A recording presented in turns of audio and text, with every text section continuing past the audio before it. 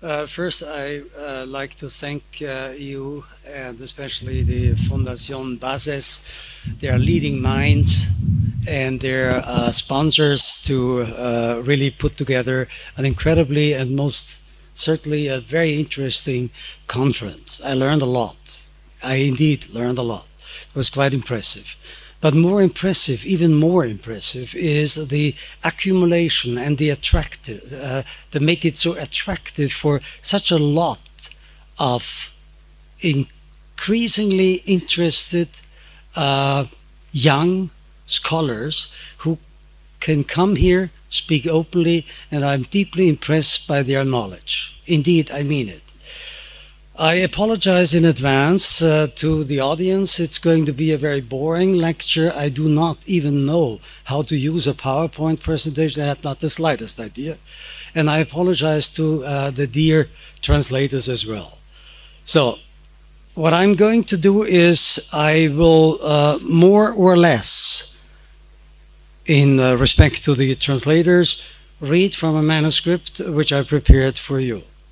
I do not want to talk again or add yet another lamenting comment on the looming disasters of the welfare state in Europe as well as here. What I'm more concentrated on is the more cultural things behind the looming disaster. And my intention is therefore not to add something here, but and the reason I should say is that most of these sophisticated models, etc., in my view, are kind of, how can I say, flawed, to say the least. I claim that the welfare state has changed economic culture, if I may say, and in particular the social behavior of people. In other words, we should concentrate more on value, more on norms, more on ideologies, on behavioral dispositions, mindsets, if you like, that all refer to the socio-economic matters. In short, more on human action. Therefore, I will focus on a few observations about the welfare state and its consciousness or welfare sentiments. After all, in good old Austrian fashion, the goal of scholarly research is not only the cognition, but foremost the understanding and the comprehension of social phenomena. This implies that we have gained cognition only of a phenomenon, of course, when we have attained the mental image of it. And we understand it, and I distinguish here clearly, when we have recognized the reason of its existence and its characteristics. In other words, it seems much more important to me to understand and comprehend what's going on in the minds of acting people instead of grieving what's about the looming disaster. So here are a few of my claims. Being honest, that's the first claim, being honest in the welfare state is awkward. Most people look at governments as unlimited resources from which benevolent politicians appropriate funds in an altruistic and of course just manner. They rarely, as typical politician, they rarely recognize the direct links between taxes collected or revenue or government expenditures. It is therefore widely assumed that all social problems, from abortion to affordable housing, to farm subsidies, if you like, social security or youth programs, can easily be resolved by throwing money at them. However, directed by rent-seeking bureaucrats and bound by finite supplies, government cannot fulfill these fast-moving cycles of rising demands magnified by an inflation of politically motivated promises. Individuals and influential coalitions of organized interests start to compete for social benefits and government handouts. They unleash hereby the dynamics of greed and envy without feeling any remorse. If any group gets cash from the government, all others are also democratically entitled to quickly apply for state funding in order not to fall behind. So it would be irrational, completely irrational, not to do what everyone else does without limit or regret. The abuse of the system is already built into it. In other words, the kind of exploitation is escalating and stimulates a morally and ethically quite disturbing attitude that is law-abiding and encouraged, yet definitely unsustainable. This rent-seeking mentality accelerates not only when it is easy to grab state money, but even more so when it becomes illogical and even awkward to remain honest. The welfare consciousness therefore promotes these activities by establishing so-called social norms, but not about honest behavior. Much worse, these social norms apply to the looting of the state budget. Due to social standing and peer pressure, if you like, the demand for ever higher benefits will automatically enter the fight for state funds and make people ransack the budget.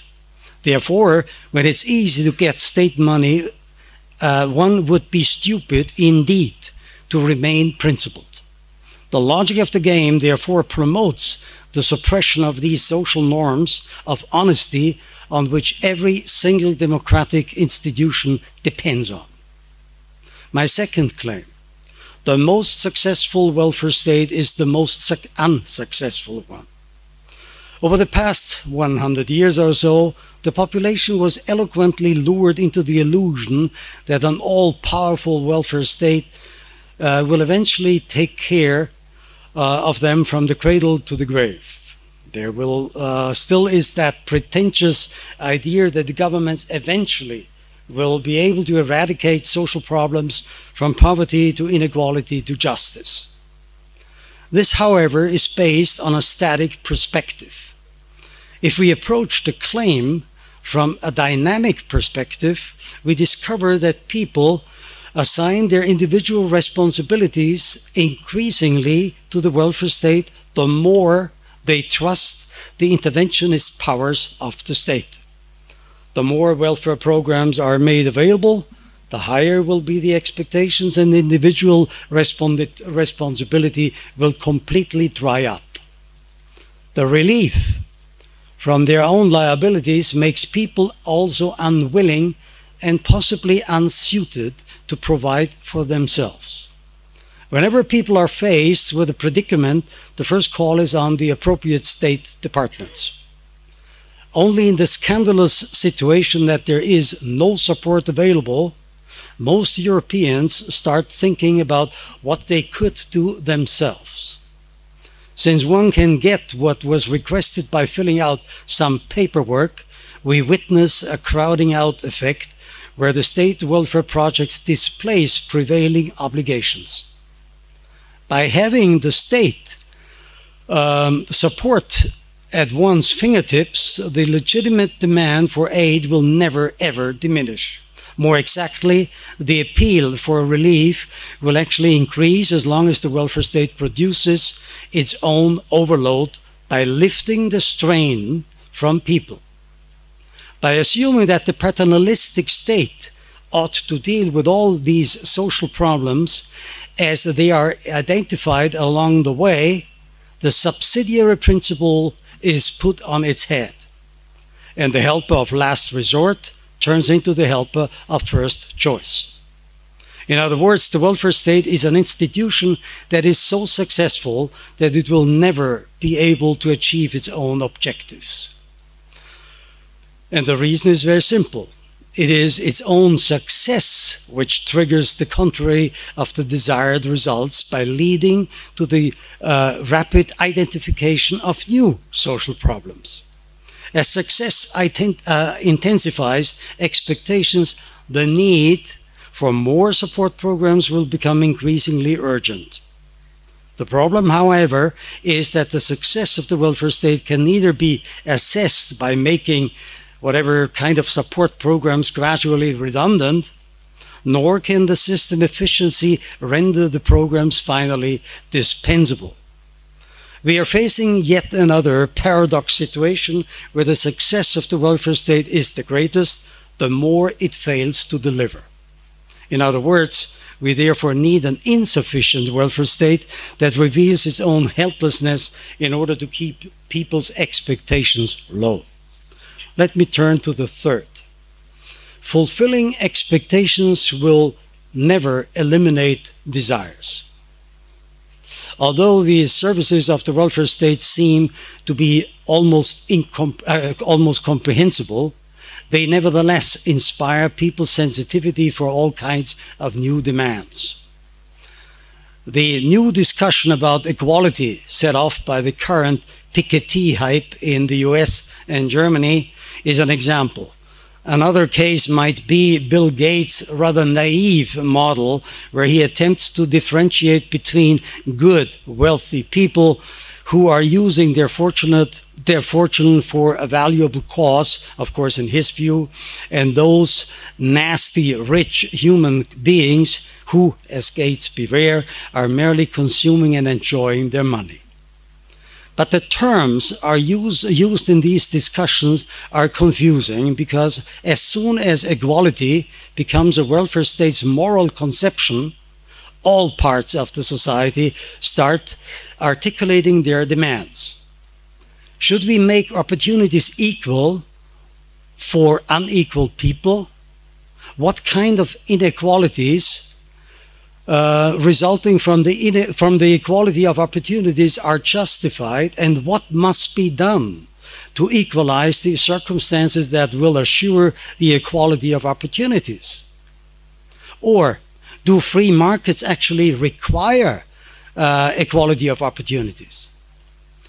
While most people consider the equality of opportunities as a precondition of free markets, the inequality of outcomes, however, more often than not, is viewed as socially completely unacceptable. On the assumption that unequal opportunities, or simply being unequal, is unjust, people are encouraged to get even with their peers. In other words, if inequality prevails, despite social engineering with massive redistribution efforts, somebody apparently must be guilty.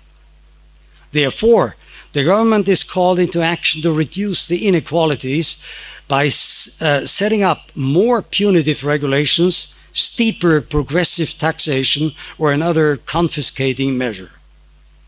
And since starting positions will always remain unequal, the framework of the society must be shaped according to the narcotic phrase of social justice. This empty, idiotic slogan suggests that a particular distribution or allocation of wealth is, or income, or if you like, energy, within a society is more desirable or even more just. The concept of social justice allows governments, to follow up, to embrace the whole society until the identification of any political or cultural limits for welfare projects is rendered impossible. After all, where are these limits when even one's health is subject to state intervention due to an alleged discrimination in the labor market? To think that a democratic welfare state must arrange for just distribution is naive and a contradiction. Any distributive justice can only be achieved in a command regime, but cannot be linked to the results of a democratically organized market economy. Therefore, by attempting a morally, socially just environment, the welfare state increases the sensitivity for inequalities of its citizens, and conditions that were accepted for a long time will soon be viewed as appalling. The sheer attempt to equalize opportunities therefore calls for massive state interventions. And the fact remains that if we were to treat unequal people equally, we will unintentionally put them into unequal economic or social positions. And therefore, the only way to put unequal persons into equal socioeconomic positions is to treat them unequally. That's the logic of the game. Therefore, quickly to my fourth observation. The so-called free societies depend on many collective institutions, I claim. The contemporary lifestyle which we enjoy brings with it individualism, democracy, civil liberties, or the freedom to complete one's emancipation. Of course, these developments are a major achievement, and the logic of the system suggests that everybody ought to be free, open for the demand of and the chances in the marketplace. However, there are two conflicting views. On the one hand, we observe a hedonistic, sometimes even narcissistic lifestyle full of spontaneity or individualism, if you like. And on the other hand, there's a denser, interwoven, bureaucratic, and rational way of life with forces of rationalization or tendencies of self-enforcement. In other words, our daily life is becoming more rational and more hedonistic at the same time. There's a rational framework, but there's still a few openings left for free play and some leeway even where individuals develop some sort of a split self as far as the pressures and compulsions of a society are concerned. Although all of us are linked to complex and shared chains of action, we are at the same time somewhat unconnected to any tangible social embedding. This individualization drives back established social bonds and traditional forms of caring, thereby triggering the erosion of the family as one of the core elements of any given society. The tradition of the family provides welfare services such as cultural refinement, guidance, or care for children or the elderly dries up. The way of life which we enjoy has naturally formed the living conditions in communities, small towns, and regions. However, without such functioning households, care institutions must be collectively set up to substitute for the loss of family tasks. As the family is losing its purpose and it is no longer able to provide for the necessary altruistic attention, toddlers are stashed away in daycare centers and the elderly are conveniently locked up in retirement homes. The success of today's urban people, therefore, is predominantly produced by rational calculations encouraged by the imperatives of the welfare system and peer pressure. As a result, less and less people bother with children, let alone are willing to have and raise them. Just to give you an example, the fertility rate declined from an average of 3.3 children per woman of childbearing age in 1960 to 1.7 in 2011 in all OECD countries. That gives you a number. Obligations, therefore, are increasingly shifted to the state services because people irrationally believe that they can improve their financial situation or at least get something back from the state.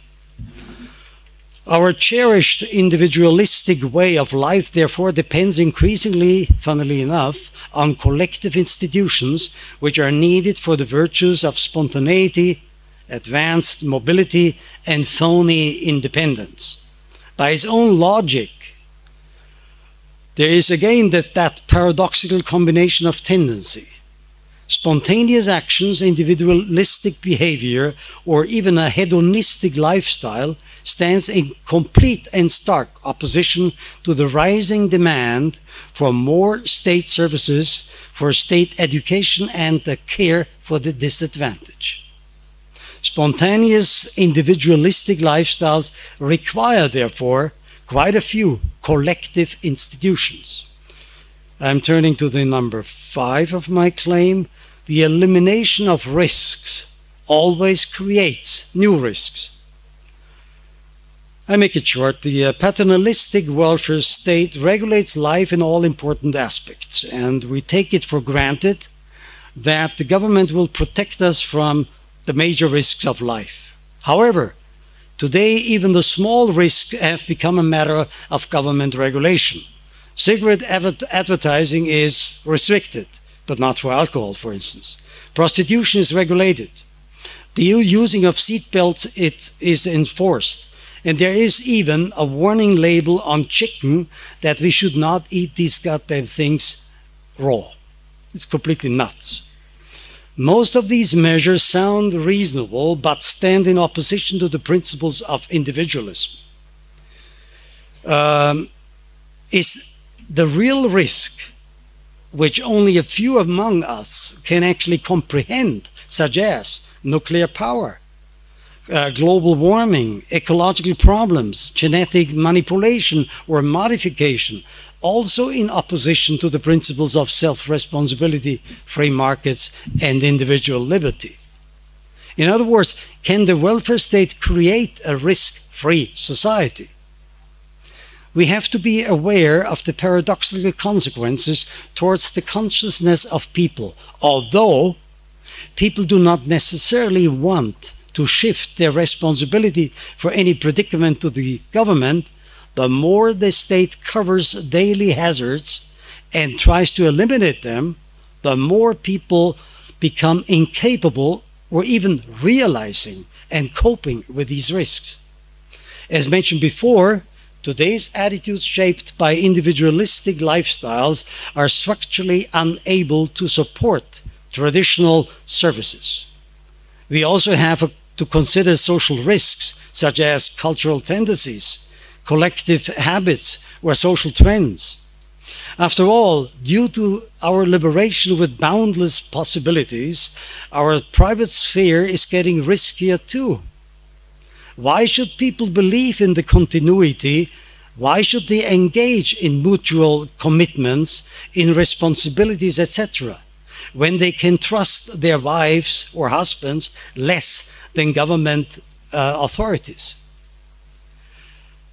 On balance, state hospitals look quite reliable. The welfare payments arrive mostly in time, and most government functions seem dependable. The more individualized, emancipated, and autonomous the circumstances are in which individuals are living, the more they have the tendency to develop the welfare-oriented attitude, simply because they depend more on collective institutions. In an environment where people put more trust in government's bureaucracies than in the reliability of their own relatives or friends, the state must take over the paternalistic role of Big Brother. Let me turn to the number 6.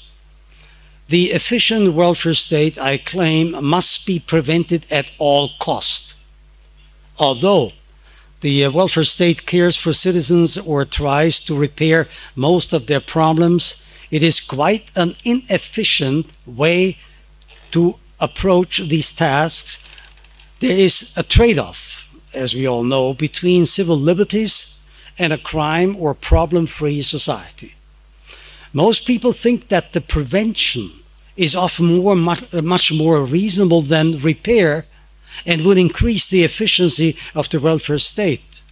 Therefore, ex-ante preventions of undesired social developments are viewed as more reasonable and cost-efficient than any ex-post corrections. Unlike the legal system that does not only punish criminal behavior, but also tries to impede social misbehavior, any enforced prevention of human actions by the authorities will gain momentum and before long will substitute established civil rights by assuming a politically predetermined outcome. While the traditional ex post therapeutic welfare state is set up to identify and repair existing problems in order to justify social interventions, the ex ante preventive welfare state will have to identify conjectural or dormant problems ahead of their occurrence in order to unleash its political power and means. This, however, has far-reaching and extremely harmful social, political, and most definitely cultural consequences. Just a quick thing. In order to prevent certain activities, the state has to collect and store gigantic quantities of data, mostly in secrecy. People are surveyed and bullied into filling out elaborate forms where they have to state to think what they think. But most of these collected data neither reflect the feelings of human beings, nor do they reveal the mechanics of markets or cultures. As ordinary citizens are left helplessly exposed to the overpowering information about the urgency for new preventive programs, new appalling sound bites are created and the machinery of the welfare state shift into an unrestrained dynamic. When social problems are removed before they are even discovered and experienced as such, the enlightened state tends to limit our freedom. Therefore, we witness yet another paradoxical situation. On the one hand side, it sounds like a reasonable strategy to foster prevention instead of repair. However, on the other hand, this kind of reasonable strategy is the most acutely threatening attack on society of free people and free markets. Where everything is secure at all times, no freedom can exist. Therefore, the inefficient welfare state is much better and much to be preferred than the efficient one.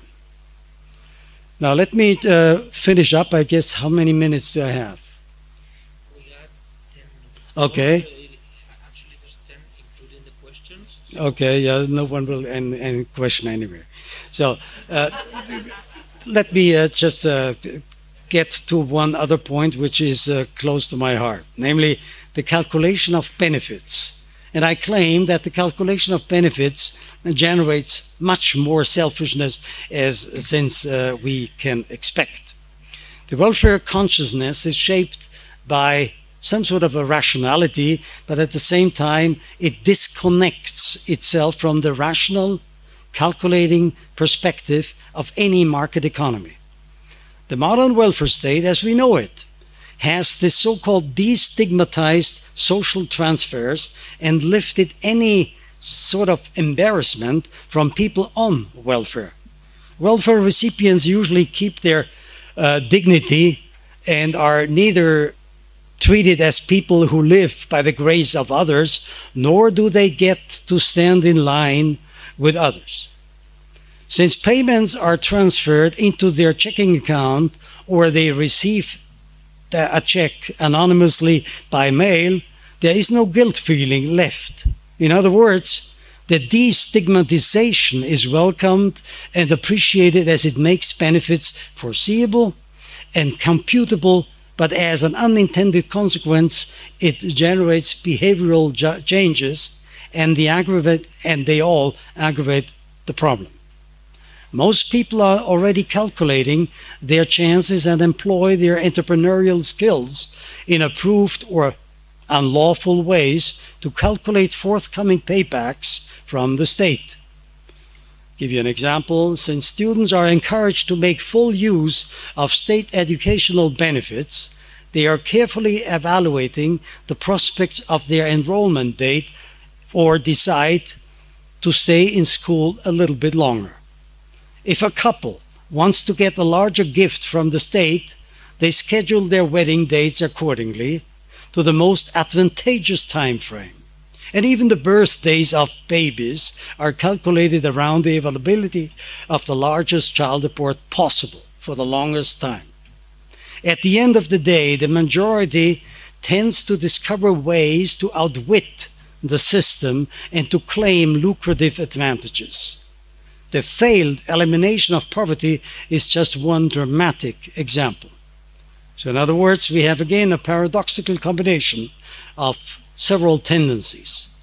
As the rising destigmatization, which is a positive effect, undermines the welfare state's intentions and leads to a rising calculability as an undesired effect. Therefore, the welfare state makes unpleasant social institutions more attractive and opens up completely new opportunities and therefore perpetuates itself. Last thing, still a couple of minutes, there is no solidarity as far as I'm concerned in the welfare state. If we are about to lift all predicaments of life from the human beings, the welfare state is called into action. If we look at solidarity as the volume of redistribution, Western democracies seem to have an extremely high level of solidarity, and we are tempted to appreciate our system accordingly. However, our daily experiences tells a different story.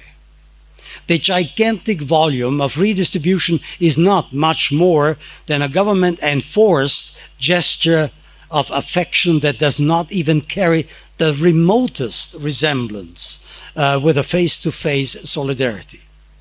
To the contrary, because societies allocate much more importance to material wealth that goes along with the expeditious process of some sort of desolidarization or alienation, if you like, among the individuals. The most obvious reason for these developments is the sheer size of our current societies.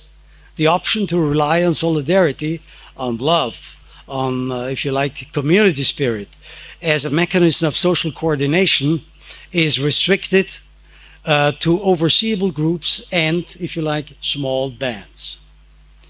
The somewhat neurotic feeling of living in a welfare state and being torn between the faint uneasiness and total relaxation was very well analyzed by good old Hayek. In his theory of cultural evolution, he showed that in our actions we are still craving for the coziness of small, overseeable groups, but have not yet learned and adapted our behavior to the dynamic mechanism of large and extended societies. Accordingly, solidarity fades away when large groups begin to induce people to disconnect from each other. Somewhat formalized relations between individuals gain importance, and the consciousness of mutual altruism, which is strong in the face-to-face relation, mutates into welfare's awareness. The face-to-face solidarity hides in spontaneous demonstrations in remote corners, and solidarity between individuals becomes somewhat romantic. In other words, we experience a substitution of one kind of solidarity for another due to a paradox. In spite of the high volume of redistribution, welfare awareness is neither necessarily a perception of solidarity, nor are these enormous redistribution efforts and transfers done with the slightest feeling of solidarity. More to the point, our current welfare state is based on a non-solidarity and does not at all promote solidarity. Let me conclude. First, the problems of the welfare state are not exclusively caused by corrupt and/or mostly silly politicians, wrong forecasts, or even illogic something ideas or even freeloaders. The modern welfare state is, as far as I can see, an inconsistent and illogic artificial structure. Second, most theories of and about the welfare state are flawed because they focus exclusively on hard facts and do not allow for cultural or socioeconomic inconsistencies. The welfare consciousness is comfortable, satisfied, and at the same time a pessimistic consciousness. Third, most of the problems people deplore as harmful consequences of the welfare state are simply consequences of the welfare state's own success, which is its failure. Fourth, that's the last one, it is an illusion, a complete illusion, to assume that the elimination or destruction of the welfare state would immediately revive some sort of solidarity, communities, families, or private institutions. It might take another 100 years to change the consciousness. Thanks for your patience.